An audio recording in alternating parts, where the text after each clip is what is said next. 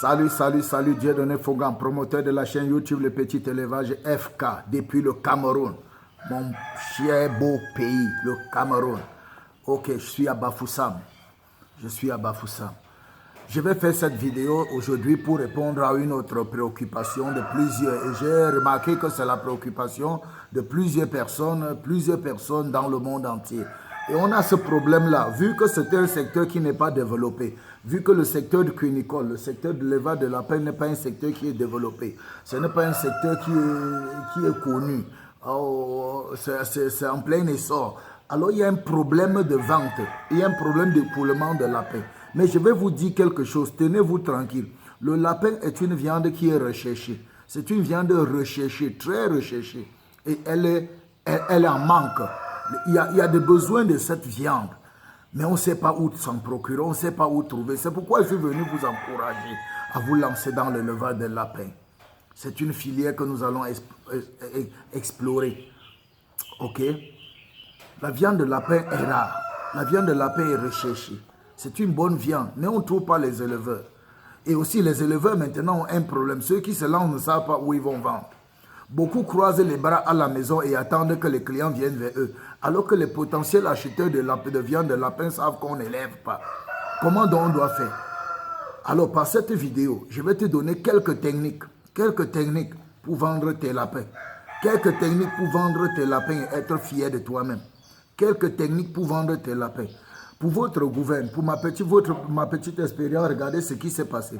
Quand j'ai débuté l'élevage de lapins, j'avais d'abord trop de problèmes. J'avais fait une formation qui m'avait coûté des centaines de mille. Des centaines de mille. J'ai fait 2 ans de formation. Mais quand je suis arrivé sur le terrain, je n'ai vu que du feu. J'ai compris qu'il y a une différence nette entre la formation qu'on nous donne dans les écoles et la formation pratique. La formation pratique. Et je vais vous dire quelque chose. Quand vous allez observer mes vidéos, vous allez voir que mes vidéos sont des enseignements terre à terre. Et j'appelle ça des enseignements pratiques.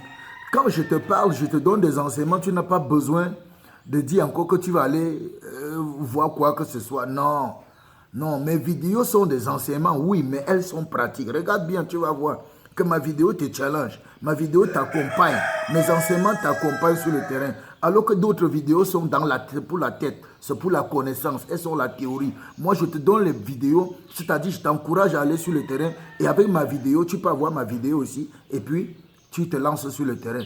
Vous voyez? Mais quand moi, je suis sorti de l'école, 2 années de formation après avoir bien souffert, chauffer les bancs, payer l'argent, avoir les gros documents sur le terrain, c'était le jour et la nuit. Et je n'avais personne pour demander les conseils. Je ne comprenais rien à rien. Il n'y avait personne. Mais aujourd'hui, je vous partage mon expérience. Je vous partage mes années de galère. Je vous les donne gratuitement comme ça. Gratuitement. Parce que je veux faire des disciples. Je veux challenger les personnes. Bien, il y a un autre problème. Le problème, c'est la vente après l'élevage. La vente après l'élevage. Quand moi, j'ai débuté l'élevage des lapins, j'ai eu ce problème. J'ai élevé les lapins jusqu'à ce que j'ai eu près de 120 lapins.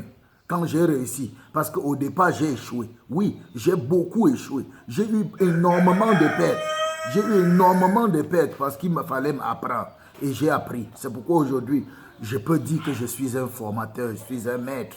Parce que j'apprends à partir de mes échecs aussi aux autres. Vous voyez? Et sur le terrain maintenant, au moment où il fallait vendre, j'avais les problèmes. J'avais près de 120 bêtes. Quand je dis j'ai réussi, parce que là, j'avais déjà maîtrisé. Et quand j'avais près de 120 bêtes déjà à terre, 120 sujets de près de 3 mois, 4 mois, j'avais même les sujets de 8 mois. D'autres sont même arrivés même à 1 an. Mais qu'est-ce que je devais en faire? Il n'y avait pas là où je devais mettre. Personne ne prenait. Il n'y avait pas de vendeur. Il n'y avait pas d'acheteur, pardon. Et j'étais buté, j'étais coincé. J'étais débordé. J'étais à bout. J'étais sur le point d'abandonner. Alors c'est mon épouse à moi. C'est mon épouse qui m'a donné un conseil. Elle m'a dit, chérie, écoute, si les acheteurs ne viennent pas à nous, c'est parce qu'on ne nous connaît pas.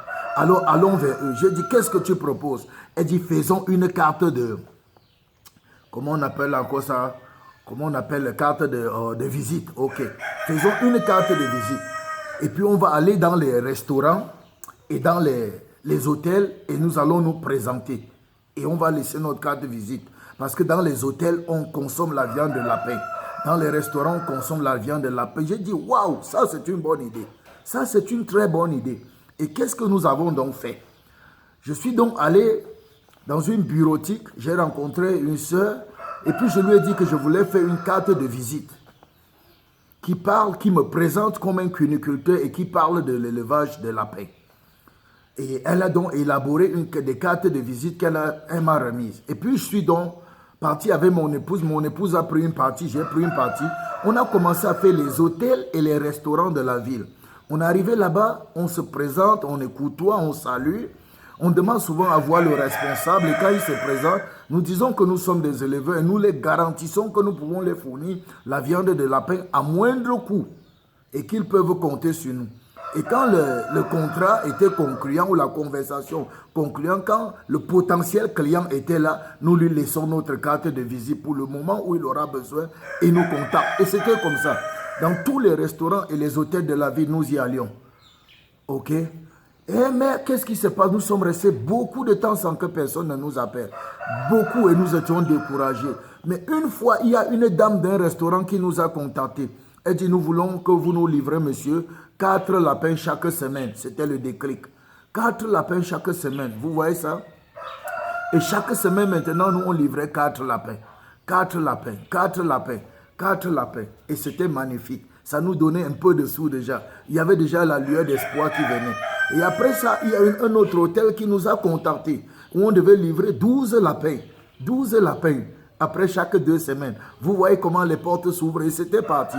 Et c'est là maintenant qu'un jour, mon épouse encore toujours, elle s'en va au marché. Elle passe dans un secteur où on dit que le secteur de vente des poulets et des animaux. Elle arrive là-bas et voit, il y avait les lapins qu'on exposait. Elle nous a dit, est-ce qu'on peut pas aller voir ces gens-là, ce sont des revendeurs. Et les proposer. Et quand nous sommes allés là-bas, ils nous ont reçus, ils ont dit qu'ils vendent les lapins, mais les gens ne lèvent pas. Alors nous nous sommes proposés de les ravitailler. Qu'est-ce qui s'est passé? On venait maintenant avec les lapins de 3 mois et demi, on les proposait, ils achetaient ça au prix de gros. Et quand ils achetaient au prix de gros, mes amis, tout le temps ils venaient ramasser. Et en ce moment, c'était moins cher. Parce que les revendeurs là prennent ça moins cher. Ils prenaient ça au kilo. Et ils prenaient le kilo à 1700, 1600, 1800. Et ça ne nous donnait rien. Mais on préférait écouler parce qu'on avait une grande quantité de bêtes à écouler. Vous voyez? Mais ça nous a donné une idée. Et c'est partant par là maintenant qu'on a compris qu'on devait faire la prospection. On allait maintenant dans les hôtels, dans les marchés, partout. Et maintenant, à ce moment-là, ça a explosé. La demande a explosé. Et nous sommes allés maintenant sur notre page Facebook où on a distribué maintenant nos cartes de visite là-bas. Et puis ça a explosé, boum, c'était parti. Maintenant, la demande dépassait l'offre. Et c'est là maintenant qu'on a compris qu'on devait mettre la structure sur place et tout était parti. Et là, on s'est fait connaître. Et jusqu'à aujourd'hui, donc, je vais vous dire que les astuces pour vendre, pour écouler vos lapins. Numéro 1, première chose, allez faire la prospection dans les hôtels, dans les restaurants. Faites-vous connaître comme producteur de lapins et vous allez trouver les clients. 2, allez dans les marchés. Voyez ceux qui vendent les lapins, les poules, les animaux. Allez dans ce secteur-là et proposez-les d'être leurs fournisseurs en lapins. Ils vont acheter.